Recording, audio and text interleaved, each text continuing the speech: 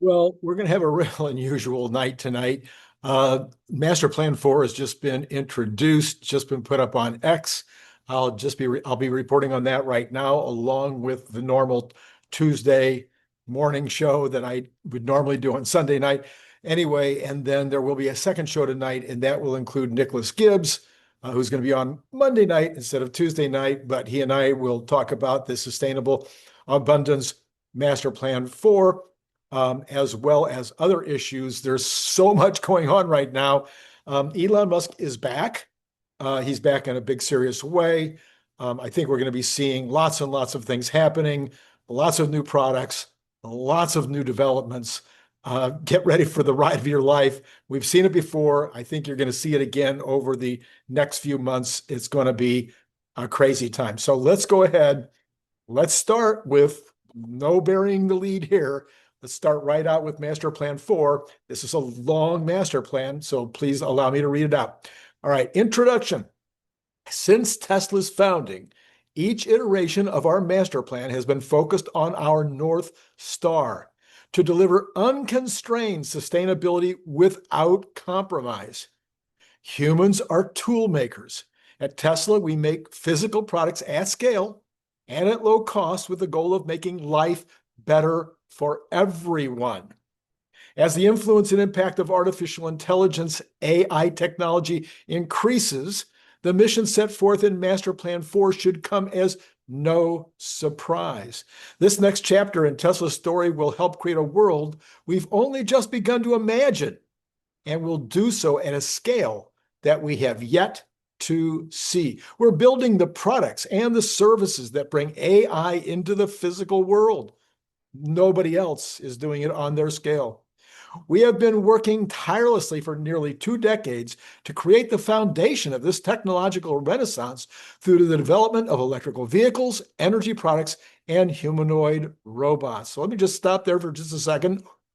This is what it's always, well, the robots are new, but the vehicles was from the very beginning. This is what a lot of you, including me, got interested in Tesla about, was the vehicles.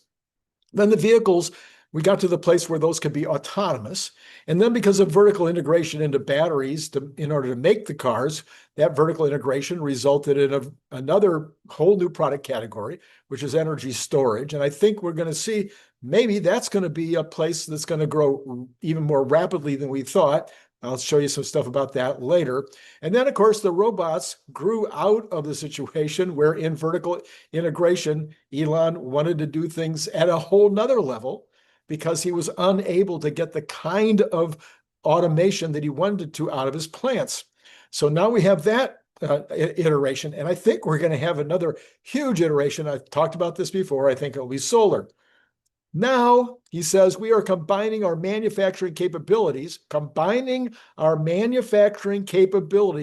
with our autonomous prowess to deliver new products and services that will accelerate global prosperity and human thriving driven by economic growth shared by all. We are unifying our hardware and software at scale. And in doing so, we are creating a safer, cleaner, and more enjoyable world. This is sustainable abundance. The guiding principles include growth is infinite.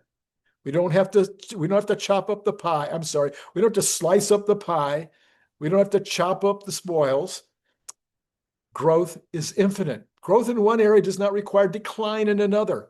Shortages in resources can be remedied by improved technology, greater innovation, and new ideas. And we've proven this over and over and over again. So all the folks who are worried about running out of this or that resource just not going to happen. Not in your lifetime, certainly not in my lifetime. Anyway, the technologies that gave us the ability to power machines led to industrial revolutions that have widened our economic landscape, created more opportunities for all. Groundbreaking innovations like the semiconductor and the internet have expanded, not diminished,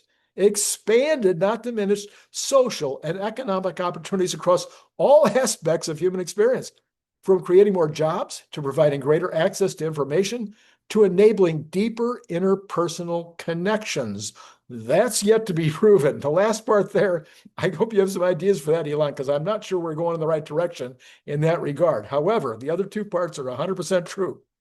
Our desire, meaning Tesla's, I think, to push beyond what is considered achievable will foster the growth needed for totally, truly sustainable abundance.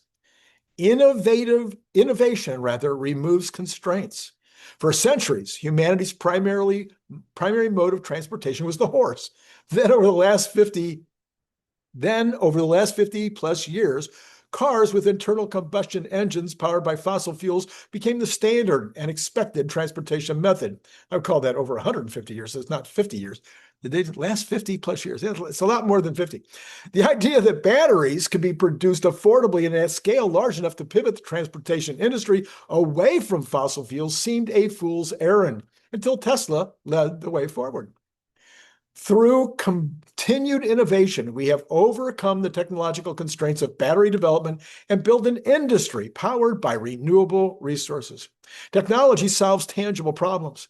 The products and services born out of the acceleration towards sustainable abundance will advance humanity by solving real-world problems. To further accelerate our innovation, we build each product more efficiently and more sustainably than the last. Solar energy generation, and large-scale battery storage are increasing the availability and reliability of clean electricity in our communities and are doing so more affordably and more sustainably. Autonomous vehicles have the capacity to dramatically improve the affordability, availability, and safety of our transportation while reducing pollution, particularly in our increasingly dense global cities. Optimus, our autonomous humanoid robot, is changing not only the perception of labor itself, but its availability and capability. Jobs and tasks that are particularly monstrous or dangerous can now be accomplished by other means. In this way, Optimus' mission is to give people back more time to do what they love. It's also to give, again, the sustainable abundance. Autonomy must benefit all of humanity.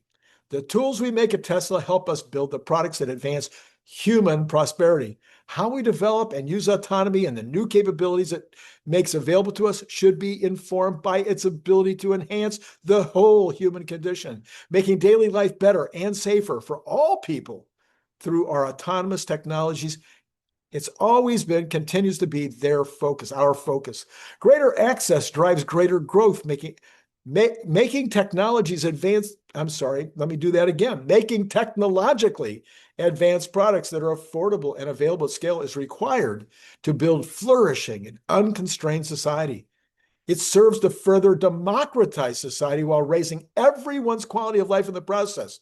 The hallmark of meritocracy is creating opportunities that enable each person to use their skills to accomplish whatever they can imagine. Everyone deserves these opportunities, and technological growth can help ensure that each of us is able to maintain our most limited resource, which is time. We're accelerating the world's transition to sustainable abundance. We must make one thing clear. This challenge will be extremely difficult to overcome. The elimination of scarcity will require tireless and exquisite execution. Some will perceive it as impossible, and plenty of others will laud every obstacle and setback that we inevitably encounter along the way. But once we overcome this challenge, and critics will come to see that what they once thought was impossible is indeed possible, and that will be fine with us, because what matters most is that together we create a sustainable and truly abundant future for generations to come. All worthwhile journeys are long, and they all begin with the first step. Our first step was to make an exciting sports car, the Roadster. Then we leveraged those profits to fund the development and production of more affordable, yet still exciting products, the Model S and Model X. Then we repeated that process, bringing us the Model 3 and Model Y and onward. This process required us to take many steps, some of them small and others large, but ultimately each win led to another win. And even with our failures, we were able to keep building momentum. Our momentum allowed us to build the fully integrated ecosystem of sustainable products, from transport to energy and generation, battery storage, and robotics. Today, we're on the cusp of a revolutionary period. primed for unprecedented growth. 2026 has been, I'm editorializing here. 2026 is what I've been talking about now for almost 2.5 years. We're getting very, very close, aren't we, to 2026? And it's going to be today. We are on the cusp of revolutionary period, primed for unprecedented growth.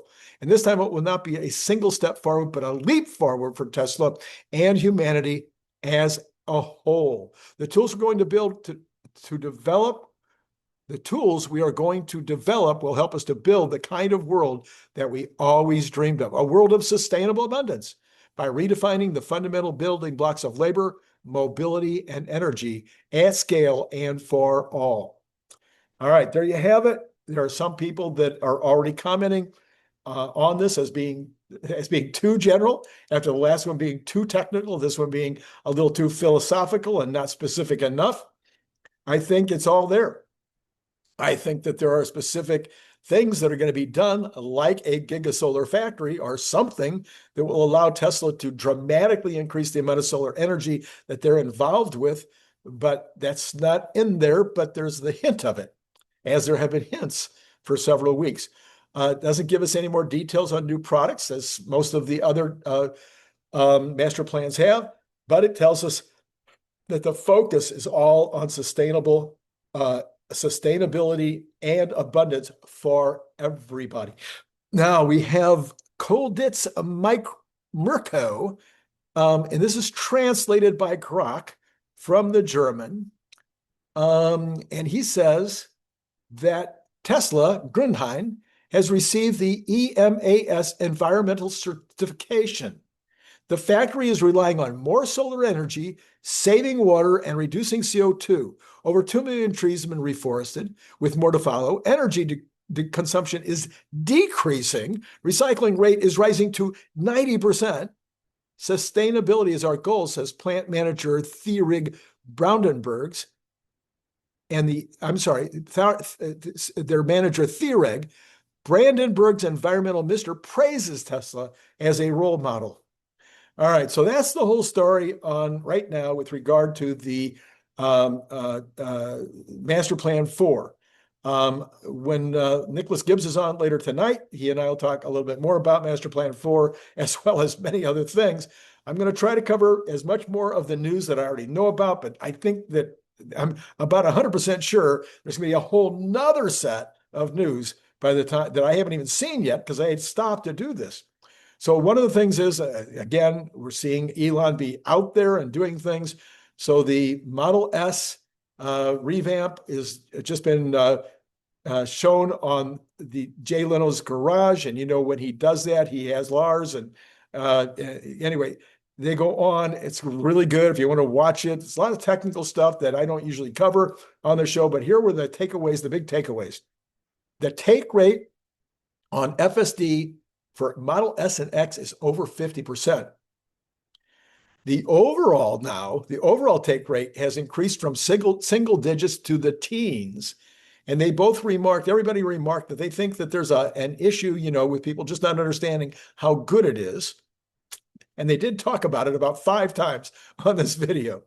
And then there is a new Model S, completely new form factor, completely new product, apparently, on the way that was hinted at. And there was a lot of talk about the Roadster, but there was no really news about the Roadster. And then Sawyer Merritt pointed to this, which I missed. He says Tesla will soon release new nickel-based battery cell technology that lets owners keep their daily charge limit at 90%, which is up from the current 80%, without significantly reducing battery longevity. We're closing the gap to LFP by half, said Lars Moravy. So that was during that program. I heard it, but I didn't write it down. I'm glad that he noted it and wrote it down. Another new video came out today from Tesla talking about the sustainable abundance aspect. It's like a 45 or 50-second video, whatever, maybe it's less, I'm not sure. Anyway, and talking about the new mission statement that I talked about above. Now, in this video, people have picked up on the fact that there's a clay model of the Cybercab as one of the B-roll. So the B-roll is going through, you know, and a couple of times, at least once, it shows the Cybercab in the model shop. In the background on a shelf behind the Cybercab are some smaller clay models of what appear to be cyber SUVs. And that's what everybody's paying attention to right now is maybe there's going to be a cyber SUV, or maybe it's just something that was considered, or who knows. All right. But anyway, pretty impressive that they caught that.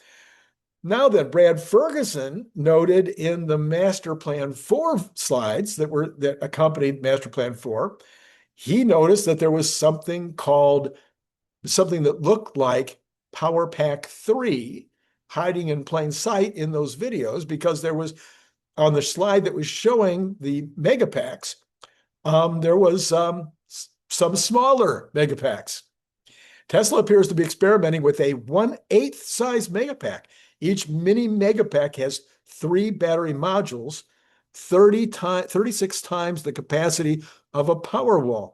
The battery capacity between Megapack and Powerwall. And so there could be this middle size. And somebody pointed out that that would be just about the right size for many, many smaller factories. So we'll see if there's going to be a middle size Megapack that's big, way bigger than a Powerwall, but not this $1 million product. Do you know who I am? Please note below in the comments below. Tell me who I am. This is Randy Kirk. Like, subscribe, notify. Later on tonight, as I mentioned, Nick Gibbs will be on.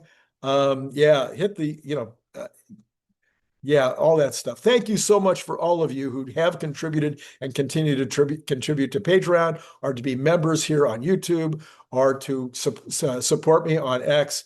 Any one of those things will be so helpful. All right, what do we got coming up this week? Well, we got some pretty important stuff, and it could change the market. Let's start off with the S&P final U.S. manufacturing PMI. Last month, it was 53.3. They're expecting it to stay the same at 53.3. Then you get the ISM manufacturing on the same day. Now, remember, both of these are PMIs, purchasing manager indexes. These are surveys. So you get 2 of them on the same day from 2 different organizations. It's interesting to see sometimes they're not in agreement because they are surveys. And I'd like to see like real hard numbers. Anyway, the ISM manufacturing survey was 48 last month. They're expecting it to come in a little higher at 48.5. Then you got construction spending, which last month was down 0.4%, and this month they're expecting it to be down 0%. In other words, they expect no change. All right, then on Wednesday, that was Tuesday, all that stuff was Tuesday. On Wednesday, we've got the job openings report, the JOLTS. Last month, it was 7.4 million. They're expecting that to stay at 7.4 million. That would be a strong number. That would be something that would cause the Fed and everybody else to say, oh, jobs are hanging in there pretty good. Factory orders last month were down 4.8%. That's another report. They're thinking it'll be down an additional 1.3%. Well, I don't know if that's additional. I think that would be 1.3% compared to the same time last year. Then later that afternoon, which we'll report on maybe Thursday with Bradford Ferguson, or maybe I'll report on Friday morning, is the Fed Beige Book, where we'll get a look at what the Fed is seeing nationwide. And then, of course, a lot of auto numbers coming in this week. We reported on some of that this morning. Then on Thursday. What did I just say? Yeah, that was Wednesday.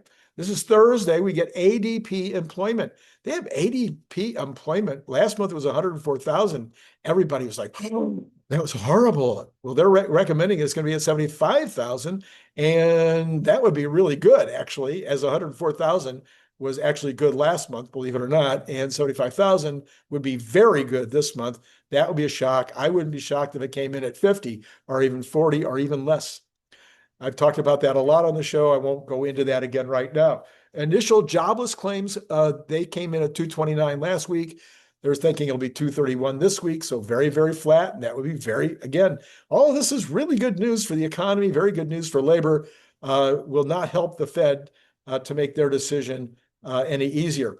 U.S. productivity was 2.4% on their last Q2 estimate. Remember, this is one of those things they estimate and then they revise it. Well, they've revised, just like the GDP. This is no shock because they just revised the GDP up from 3.0 to 3.3. So it's not a shock. They're revising the Quarter two productivity from 2.4 to 2.6. Again, that's partially due to this flip with regard to people pre-ordering and getting in a lot of tariffed items in the first quarter in order to avoid the increases. But still, that's a good number. U.S. trade deficit last month was at, last month was at 60.2 billion. They're thinking it'd be up a little bit at 77 billion. S&P U.S. Services PMI, 55.4 last time, 54.3 expected.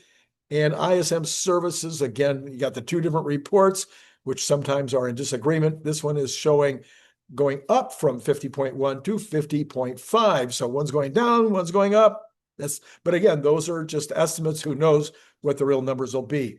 Then on Friday, yes, the U.S. employment report.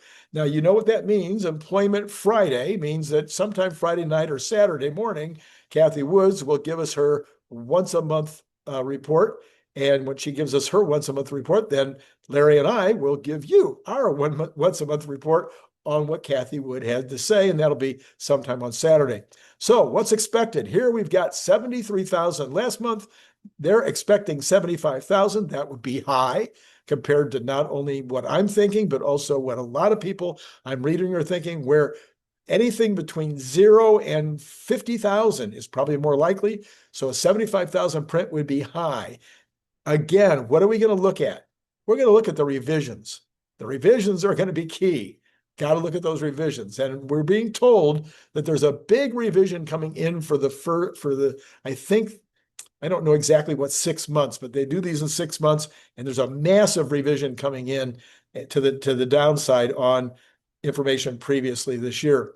The unemployment rate, which has been at 4.2%, they're thinking it might pop up a little bit to 4.3.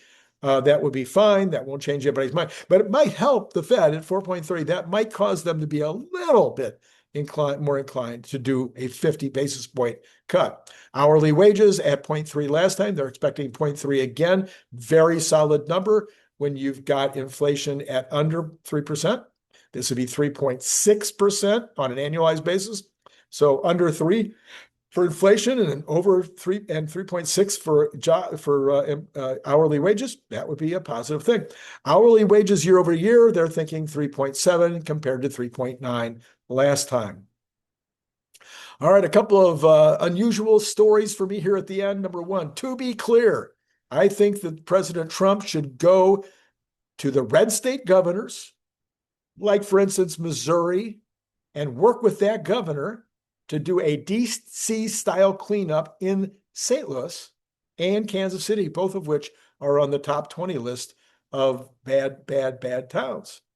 So I think that go to Missouri State Governor. He's a good guy. He likes Trump a ton. The two of them should work together, and they should clean those two cities up. Maybe he should still do Chicago. That's fine. But I think give us an example, and let's do it with a red state governor that wants it. In fact, I think I forget the governor's name of Missouri. I think he should go to Trump and say, "Hey, come on, we'll work together to do St. Louis and Kansas City." Then there have been a lot of reports over the last few days. Maybe you've been seeing these reports, maybe you haven't. There's been a bunch of yo-yos. Where's President Trump? You see, the guy is out there every single day, and yet only 53% of the people polled by Rasmussen say that he's giving more press accessibility than Biden did. But he's out there every single day, 3 hours last, whatever it was, Wednesday or Thursday when he did the cabinet thing.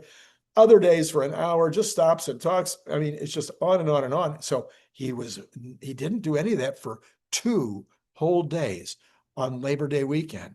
And the press went nuts. They thought he was dead. There are people out there thinking he's dead. They're thinking that he's incapacitated. They're asking the vice president, is he ready to take over? Well, this morning, he left the White House, went right through the press pool, got on his helicopter, and went off to play some golf. So I think he's okay. I don't know. But of course, they took pictures of him, and they blew the pictures up, and they said, "Oh, look, there's something wrong with him." Yeah, we're in strange times, folks. And so I asked Grok. I said, "Look, Grok, is he okay? What's going on? Is there any credible evidence?" And Grok gave me Grok says, no, there's credible evidence that he's declining. He's in trouble. And I said, wait a minute. Who, your resources were who? Oh, AP, Wikipedia, PBS, Boston Globe. And I went, wait a minute, Grok, you're giving me these four institutions, these four people as credible, as not left-leaning? And you know what Grok went? They went, ha ha. I mean, literally, Grok goes, ha ha, and gives me the stats on all four of them as all four being left-leaning or even leftist. And yeah, you can't, no, it's, we're in that world. All right. That's all I got for you right now. When we come back with Nicholas Gibbs tonight, we will go over the pre-market. We will go over, we might go over Tesla's, if we're on at 5 o'clock, which I think we will be roughly just barely at 5 o'clock, I'll give you the Tesla opening number on Robinhood. Some of you have complained that last week I said, hey, it's going to be up and to the right. And it was only up and to the right for 4 days. And then the 5th day, it went back to where it had been. Well, I'm holding to my opinion. I think we will continue up and to the right, especially with all the activity that I just reported to you. And there's more. This is not even all of it. So yeah, look forward to more good news next week. And maybe we won't have a big blowout at the end of the week like we did last time. So Nick Gibbs later today, not regular schedule tomorrow. Larry Goldberg will be on instead of Nicholas Gibbs tomorrow night. And yeah, where do you want to go back and look at? Yeah, yesterday there was 2. They're evergreen. They will be there forever. They're fantastic. So go back last night. I'll put both of them up. One was Brian Wong, and one of them was CERN Basher. And of course, you always love CERN. And of course, you always love Brian. So there you go. They're both up, the cards right there. All right, that's it. That's all I got for you right now. It's been great talking to you.